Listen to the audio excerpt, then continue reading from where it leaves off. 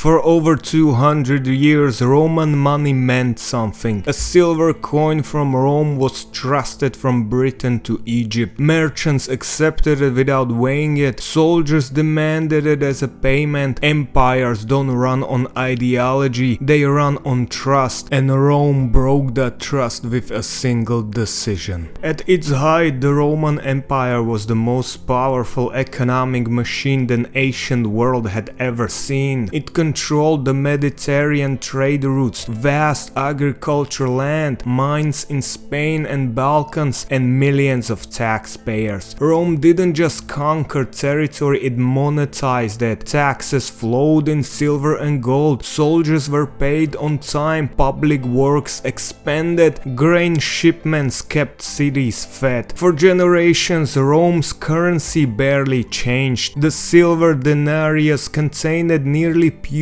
silver. Its weight stayed consistent, its value was stable. That stability was not accidental, it was a policy. And then the cost started rising. By the 3rd century, Rome faced a problem with no easy solution. The empire was too big. Borders stretched thousands of miles. Armies had to be stationed everywhere. Enemies attacked from multiple directions. Defense costs exploded.